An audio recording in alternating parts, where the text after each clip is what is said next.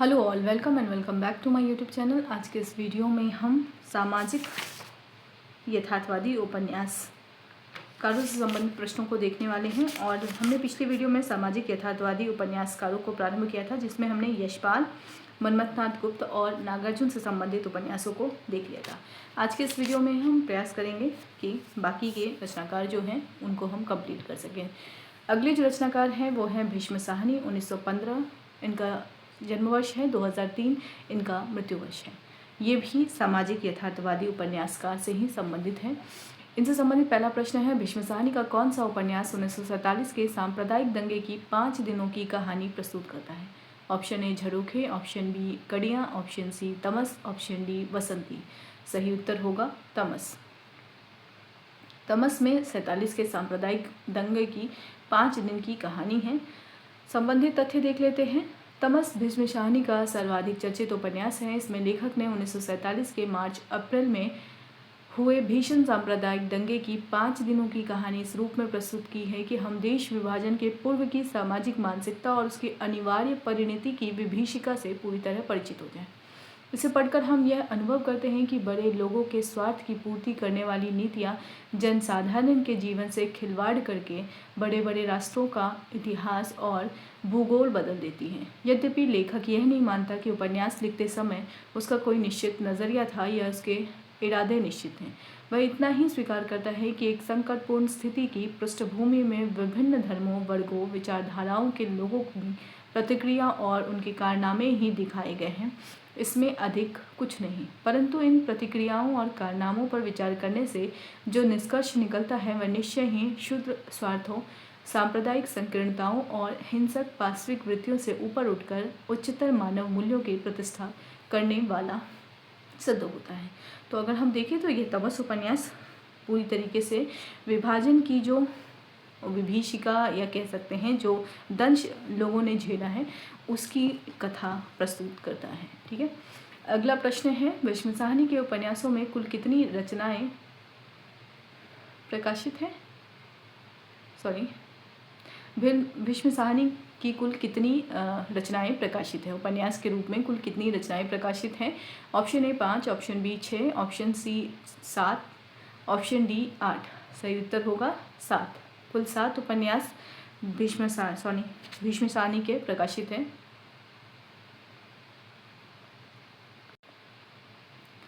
ये 7 उपन्यास कुल देख लेते हैं हम। झरोखे 1967 इसका प्रकाशन वर्ष है। कड़ियाँ 1970 प्रकाशन वर्ष है। तमस 1973 प्रकाशन वर्ष है। वसंती 1980 प्रकाशन वर्ष है। मैयादास की माड़ी 1988 प्रकाशन वर्ष है। कुंतो 1993 प्रकाशन वर्ष है। नीलू नीलिमा नीलोफोर 2000 प्रकाशन वर्ष है। तो ये कुल 7 उपन्यास हैं भीष्म साहनी के, जिनको आपको देखना है और ये हमारे लिए फिर महत्वपूर्ण भी हैं। अगला प्रश्न है, झरोखे उपन्यास की विषय वस्तु क्या है? ऑप्शन ए बाल विवाह की समस्या, ऑप्शन बी आर्य समाजी संस्कारों वाले मध्यवर्गीय परिवार में घटित छोटी छोटी घटनाएं, ऑप्शन सी सांप्रदायिक दंगे, ऑप्शन डी सामंती मूल्यों का पतन। झरोखे उपन्यास की विषय वस्तु है आर्य समाजी संस्कारों वाले मध्यवर्गीय परिवार में घटित छोटी छोटी घटनाएं। संबंधित तथ्य देख लेते हैं। झरोखे में एक आर्य समाजी संस्कारों वाले मध्यवर्गीय परिवार में घटित छोटी छोटी घटनाओं को स्मृति चित्रों के रूप में संजोया गया है। पूरे उपन्यास में मानव की जिजीविका को उसकी शक्ति के रूप में प्रस्तुत किया गया है। लेखक ये कहना चाहता है कि जिसमें समय के साथ चलने और अपने को बदलने की शक्ति नहीं होती, वह इतिहास की गति के सामने रोड़ा बनकर चूर चूर हो जाता है। अगला प्रश्न है, उपन्यास कड़ियाँ में किस प्रकार के पात्रों की जीवन गाथा कही गई है? ऑप्शन ए विपरीत विचारधारा के भाई, ऑप्शन बी विपरीत संस्कारों वाले मध्यवर्गीय पति पत्नी, ऑप्शन सी एक ही वर्ग के 2 प्रेमी, ऑप्शन डी सामंती परिवार की 3 पीढ़ियाँ। तो उपन्यास कड़ियाँ में किस प्रकार के पात्रों की जीवन कथा कही गई है? सही उत्तर होगा विपरीत संस्कारों वाले मध्यवर्गीय पति पत्नी की जीवन गाथा इसमें दिखाई देती है। संबंधित तथ्य हम देख लेते हैं।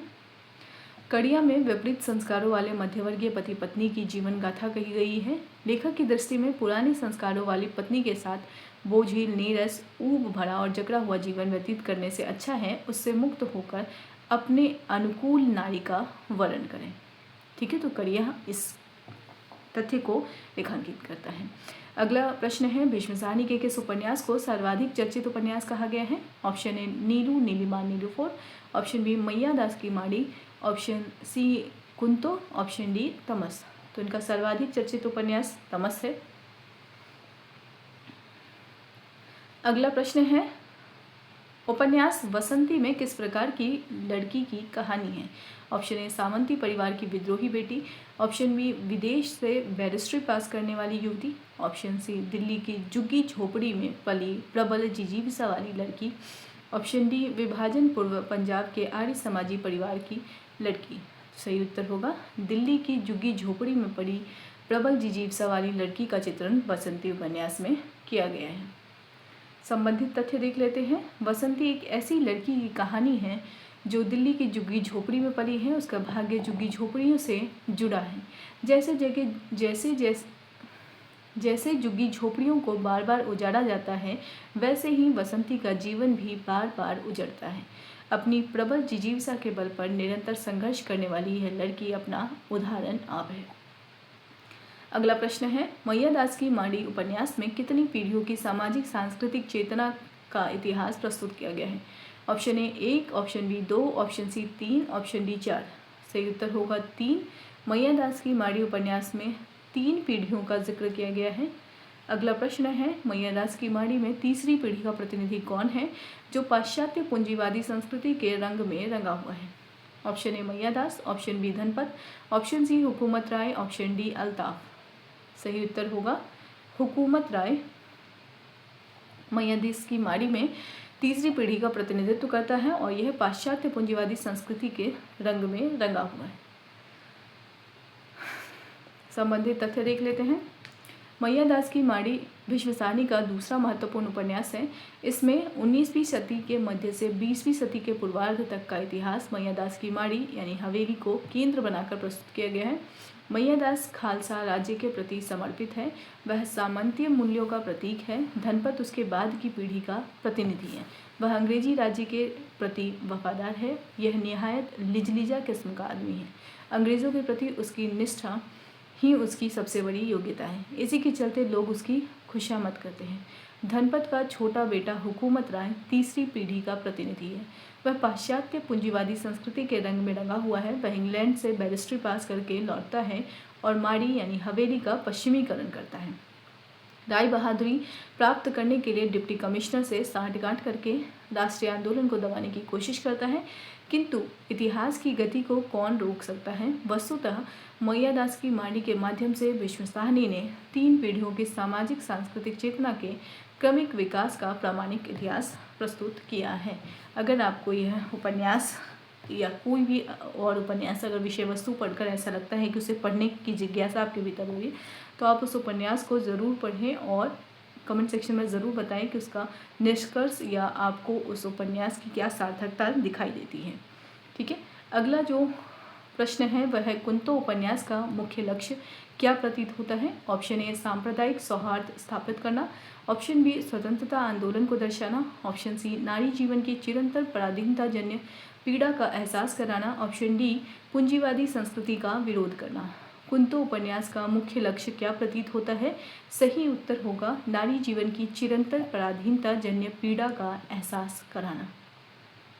कुंतो उपन्यास का मुख्य लक्ष्य है। संबंधित तथ्य देख लेते हैं। कुंतो में भीष्म साहनी ने विभाजन पूर्व पंजाब के एक आर्य समाजी संस्कारों वाले परिवार की कहानी कही है। आलोचकों का अनुमान है कि इस उपन्यास में लेखक ने अपने ही परिवार की कहानी को उपन्यास के रचनात्मक ढांचे में ढाल दिया है। उसका लक्ष्य नारी जीवन की चिरंतन पराधीनता जन्य पीड़ा का एहसास कराना प्रतीत होता है। अगला प्रश्न है, नीलू नीलिमा नीलूफोर उपन्यास के माध्यम से लेखक हिंदू मुस्लिम सांप्रदायिक समस्या के समाधान के लिए क्या इंगित करना चाहता है?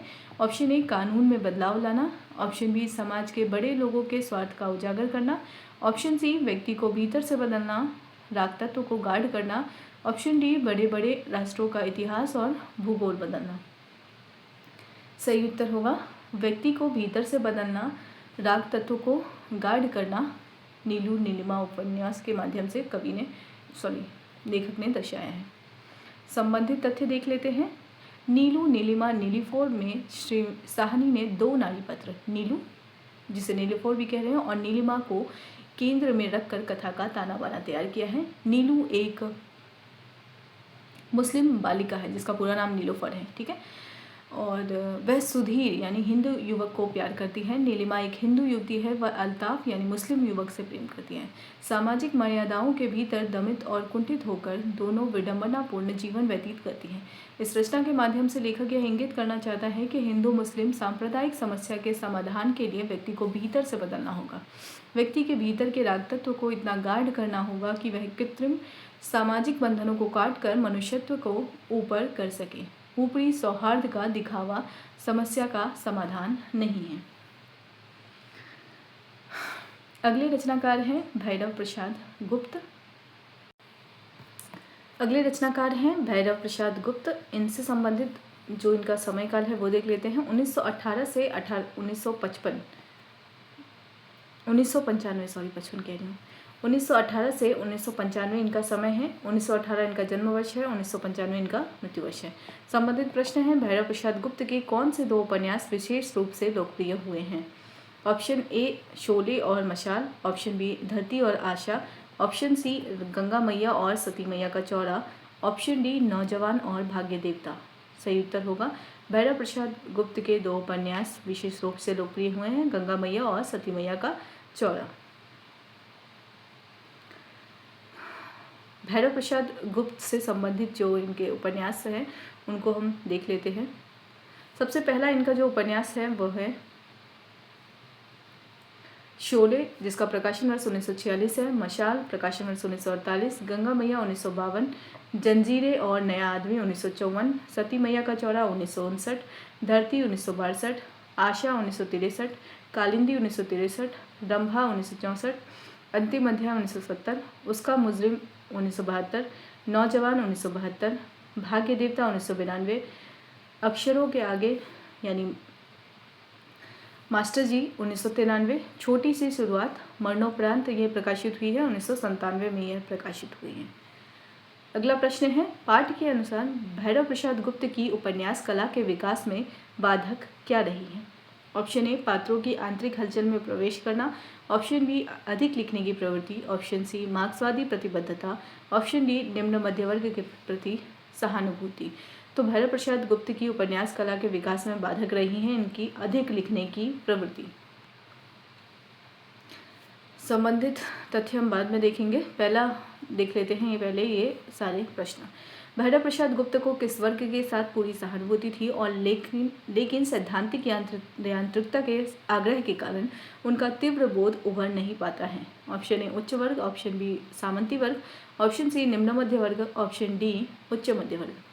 भैरव प्रसाद गुप्त को निम्न मध्य वर्ग से सहानुभूति थी, लेकिन सैद्धांतिक यांत्रिकता के कारण वह उनका वह बोध उभार नहीं पाए। अगला प्रश्न है, भैरव प्रसाद गुप्त का कौन सा उपन्यास 3 बार अलग अलग नामों से प्रकाशित हुआ है? ऑप्शन है धरती, option B Rambha, option C आग और आंसू, ऑप्शन डी अंतिम अध्याय। तो भैरव प्रसाद गुप्त का जो है उपन्यास है जो 3 अलग अलग नामों से प्रकाशित हुआ है वह है आग और आंसू। संबंधित तथ्य देख लेते हैं।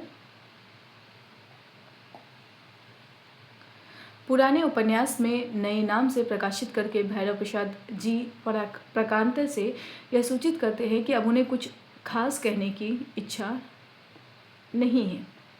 उदाहरण के लिए आपका एक उपन्यास जंजीर और नया आदमी प्रकाशन वर्ष 1954 कुछ दिनों बाद बांदी नाम से प्रकाशित हुआ। सन 1982 में इसे आपने आग और आंसू नाम से प्रकाशित कराया। 1954 से 82 तक का ग्रामीण जीवन में काफ़ी कुछ बदल गया है, लेकिन गुप्त जी ने बिना कोई नया सूत्र जोड़े उपन्यास का नाम बदलकर प्रकाशित करा दिया।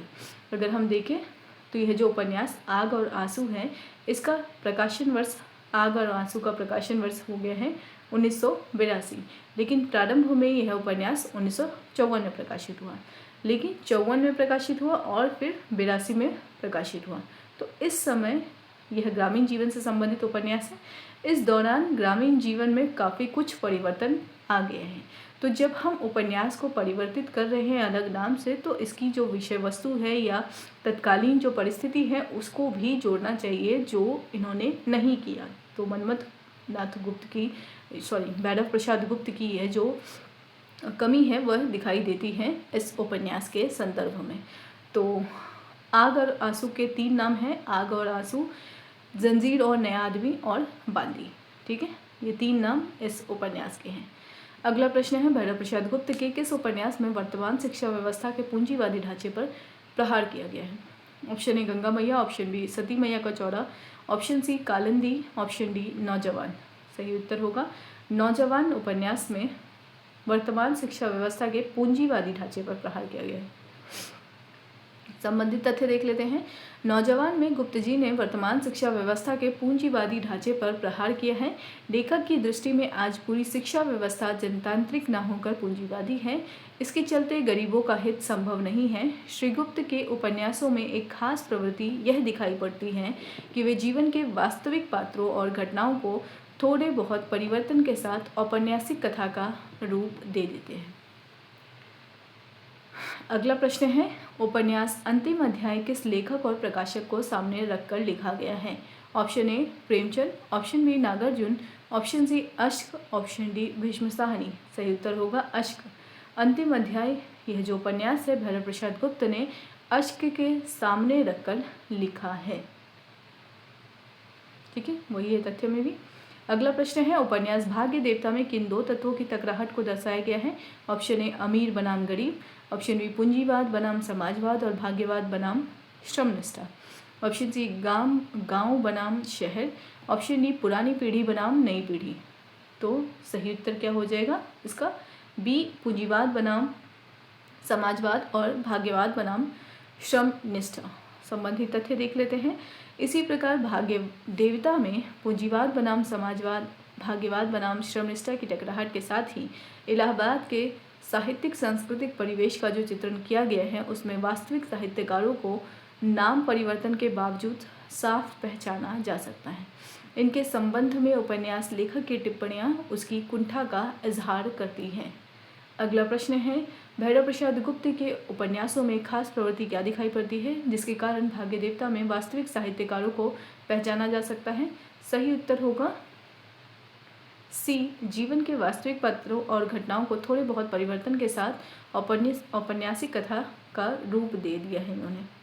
इस कारण जो वास्तविक साहित्यकार हैं वो पहचाने जा रहे हैं। अगला प्रश्न है, भैरव प्रसाद गुप्त की मृत्यु के बाद प्रकाशित कौन सी रचना बेहतर मानी गई जिसमें कलात्मक संयम से काम लिया गया है? ऑप्शन ए भाग्य देवता, ऑप्शन बी नौजवान, ऑप्शन सी छोटी सी शुरुआत मरणोपरांत, ऑप्शन डी उसका मुजरिम। तो छोटी सी शुरुआत जो यह उपन्यास है यह कलात्मक संयम से इसमें काम लिया गया है और भैरव प्रसाद की यह रचना उनके मृत्यु के पश्चात प्रकाशित हुई। अगला प्रश्न है, छोटी सी शुरुआत उपन्यास का कथानायक समाज में परिवर्तन की शुरुआत कैसे उचित समझता है?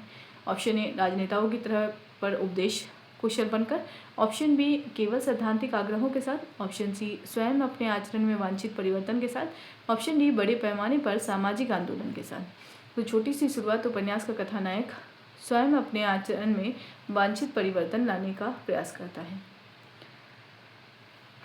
इस कृति के विषय में जान लेते हैं। श्री गुप्त की मृत्यु के बाद प्रकाशित छोटी सी शुरुआत इस दृष्टि से एक बेहतर रचना है। इसमें भी चौथे दशक के इलाहाबाद का सांस्कृतिक जीवन अंकित है, किंतु यहाँ कलात्मक संयम से काम लिया गया है। इसका कथानायक भी सामाजिक पारिवारिक बदलाव चाहता है, किंतु राजनेताओं की तरह पर उपदेश कुशल न होकर स्वयं अपने आचरण में वांछित परिवर्तन के साथ समाज में परिवर्तन की शुरुआत उचित समझता है। शायद इसलिए रचनाकार ने उपन्यास का नाम छोटी सी शुरुआत रखा है। सब मिलाकर देखा जाए तो श्री गुप्त प्रतिबद्ध मार्क्सवादी रचनाकार होते हुए भी व्यक्तिगत जीवन की कुंठाओं से मुक्त नहीं हो सके हैं, जहाँ वे इससे उबर कर जीवन यथार्थ का विश्वसनीय चित्रण करते हुए बेहतर समाज निर्माण की ओर संकेत करते हैं, वहाँ वे अधिक प्रभावित करते हैं। अगले रचनाकार हैं अमृत राय। इनका समय 1921 से 1996 है। इनसे संबंधित पहला प्रश्न है, अमृत राय के किस उपन्यास की चर्चा प्रगतिशील और सामाजिक यथार्थवादी उपन्यासों की परंपरा में की गई है? ऑप्शन ए बीज, ऑप्शन बी नागफनी, ऑप्शन सी हाथी के दांत, ऑप्शन डी धुआं। सही उत्तर होगा ए बीज। अमृत राय के सभी उपन्यासों को हम एक बार देख लेते हैं। पहला इनका उपन्यास है बीज, जिसका प्रकाशन वर्ष 1952 है। दूसरा है नागफनी का देश, प्रकाशन वर्ष 1953। हाथी के दांत 1956 प्रकाशन वर्ष। सुख दुख 1969 प्रकाशन वर्ष। भटियाली 1969 प्रकाशन वर्ष। जंगल 1969 प्रकाशन वर्ष। धुआं 1977 प्रकाशन वर्ष।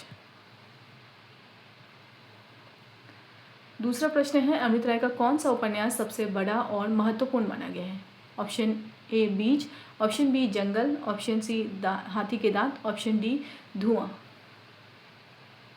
सही उत्तर होगा धुआं। धुआं जो उपन्यास है वह सबसे बड़ा उपन्यास है, और अगर हम जंगल की बात करें तो यह इसकी तुलना में कम बड़ा है, लेकिन यह भी बड़ा है।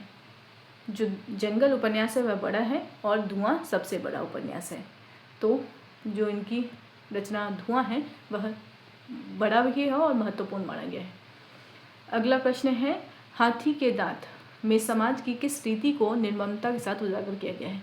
ऑप्शन ए प्रेम द्वंद, ऑप्शन बी जंगल का न्याय, ऑप्शन सी पूंजीवाद का दिखावा, ऑप्शन डी दरंगी रीति यानी खाने के और दिखाने के अलग। तो ये जो उपन्यास है वह दर्शाता है दुरंगी नीति। ठीक है, दरंगी नहीं होगा, दुरंगी नीति यानी खाने के, हाथी के दांत खाने के कुछ और दिखाने के कुछ और। तो दो रंगी नीति को ही है उपन्यास दर्शाता है। अगला प्रश्न देखने से पहले तथ्य देख ले। हाथी के दांत में समाज की दुरंगी नीति को निर्ममता के साथ उजागर किया गया है। हाथी के दांत खाने के और दिखाने के और होते हैं। वर्तमान समाज भी कुछ ऐसा ही है, ऊपर से हम सभ्यता का दिखावा करते हैं और भीतर से दूसरे का गला घोंटते हैं। अगला प्रश्न, बीज उपन्यास में वर्तमान जीवन की विषमताओं का चित्रण किन ऐतिहासिक घटनाओं के परिप्रेक्ष्य में किया गया है? ऑप्शन ए सन 1857 की क्रांति, ऑप्शन बी दूसरे महायुद्ध सन 42 की क्रांति, बंगाल का दुर्भिक्ष, आज़ाद हिंद फौज, ऑप्शन सी केवल विदेश विभाजन, ऑप्शन डी केवल स्वाधीनता दिवस और उसके बाद के हालात। तो बीज उपन्यास में दूसरे महायुद्ध सन 42 की क्रांति, बंगाल का दुर्भिक्ष, आज़ाद हिंद फौज आदि ऐतिहासिक घटनाओं के चित्रण को यह दर्शाता है उपन्यास। इसके संदर्भ में देख लेते हैं, यानी तथ्य रूप में देख लेते हैं। इस उपन्यास में यानी बीज उपन्यास में दूसरे महायुद्ध, सन 42 की क्रांति, बंगाल का दुर्भिक्ष, आज़ाद हिंद फौज, विद्यार्थियों का जुलूस और आंदोलन, स्वाधीनता दिवस आदि घटनाओं के परिप्रेक्ष्य में वर्तमान जीवन की विषमताओं का चित्रण किया गया है। लेखक ने आज की पीड़ा में ही नए जीवन के छिपे हुए बीजों की कल्पना की है। प्रभाव की दृष्टि से अमृत राय का बीज अशक्त सिद्ध हुआ है।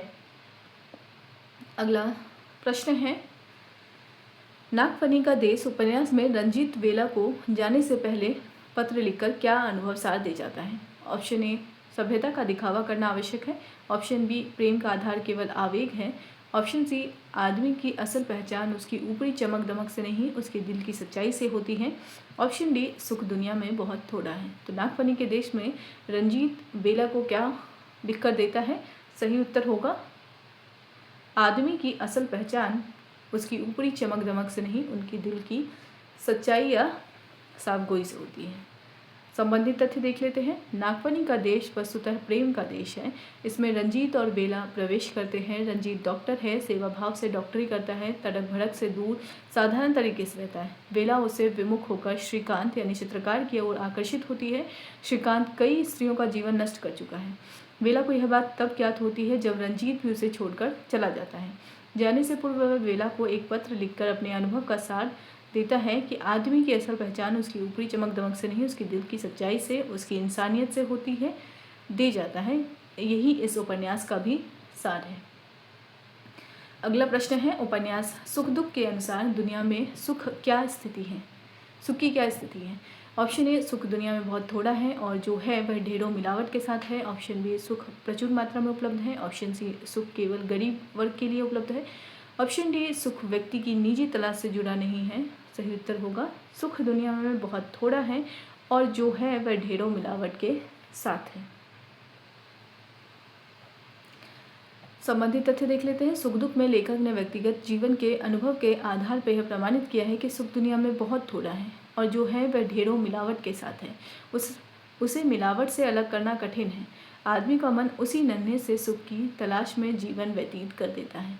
अगला प्रश्न है, भटियाली उपन्यास में अविवाहिता चित्रा अंततः किस पुरुष को चुनती है? ऑप्शन ए श्रीकांत चित्रकार को, ऑप्शन बी रंजीत डॉक्टर को, ऑप्शन सी अंधे सन्यासी भास्कर को, ऑप्शन डी सुधीर हिंदू युग को। भटियाली उपन्यास में अविवाहिता चित्रा अंधे सन्यासी भास्कर को पुरुष रूप में चुनती है। अगला प्रश्न है, उपन्यास भटियाली के माध्यम से लेखक प्रेम का आधार किसे बताना चाहते हैं? ऑप्शन ए आवेग, ऑप्शन बी विवेक, ऑप्शन सी आर्थिक स्थिति, ऑप्शन डी ऊपरी चमक दमक। तो सही उत्तर क्या होगा? प्रेम की स्थिति वो बताते हैं। प्रेम का आधार क्या है? विवेक। संबंधित तथ्य देख लेते हैं। भटियाली में अविवाहिता चित्रा के प्रेम तंत्र का चित्रण है। चित्रा 3 पुरुषों की ओर आकृष्ट होने के बाद अंधे सन्यासी भास्कर को चुनती है। लेखक कहना चाहता है कि प्रेम का आधार आवेग नहीं विवेक होना चाहिए। अगला प्रश्न है, जंगल उपन्यास में लेखक ने समाज की तुलना किससे की है? ऑप्शन ए एक रंगीन स्वप्न से, एक पवित्र मंदिर से, ऑप्शन सी एक भयानक दरिंदे से भरे हुए एक जंगल से, ऑप्शन डी एक उजरे हुए गांव से। तो जंगल उपन्यास में लेखक ने समाज की तुलना की है भयानक दरिंदों से भरे हुए एक जंगल से। जंगल में यह दिखाया गया है कि यह पूरा समाज भयानक दरिंदों से भरा हुआ एक जंगल है। यहाँ जंगल का न्याय ही चलता है। अगला प्रश्न है, धुआं उपन्यास में लेखक के अनुसार आज की जिंदगी में क्या व्याप्त है? ऑप्शन ए त्याग, सहिष्णुता और ईमानदारी, ऑप्शन बी आशा, उत्साह और राष्ट्रभक्ति, ऑप्शन सी भ्रष्टाचार, ढोंग, स्वार्थपरता, निराशा, गरीबी, गंदगी और दायित्वहीनता, ऑप्शन डी जंगल का न्याय और दुरंगी नीति। सही उत्तर क्या होगा? धुआं उपन्यास में भ्रष्टाचार, ढोंग, स्वार्थपरता, निराशा, गरीबी, गंदगी और दायित्वहीनता को दर्शाया गया है कि ये जिंदगी में व्याप्त है। संबंधित तथ्य देख लेते हैं। धुआं अमृत राय का बड़ा उपन्यास है। इसमें इन्होंने आज की दुर्दशा का यथार्थ चित्र अंकित किया है। आज की जिंदगी में भ्रष्टाचार, ढोंग, स्वार्थपरता, निराशा, गरीबी, गंदगी और दायित्वहीनता व्याप्त है। जिनके हाथ में सत्ता है वे जनता से कट गए हैं। कहीं कोई आशा की किरण दिखाई नहीं देती। चारों ओर धुआं ही धुआं है। ऐसा लगता है कि बीच में अमृत ने जिस नए समाज का सपना देखा था वह धीरे धीरे धुएं में बदल गया। बीज अमृत राय का प्रारंभिक उपन्यास है और धुआं जो है वो इनका अंतिम उपन्यास है। तो बीच में जिस स्वप्न को देखा उन्होंने वही इसमें कुरीतियाँ, इसमें विसंगतियाँ व्याप्त होती होती है धुएं में परिवर्तित हो गई। ठीक है, अगला जो हमारा उपन्यास वाला जो सेक्शन है वो है रांगे राघव से संबंधित, यानी ये सेक्शन वही चल रहा है जो हमने प्रारंभ किया था, सामाजिक और यथार्थवादी। रांगे राघव से हम अगले वीडियो में स्टार्ट करेंगे पढ़ना। फिलहाल इस वीडियो को यहीं पे एंड करते हैं। वीडियो को एंड तक देखने के लिए थैंक यू सो मच।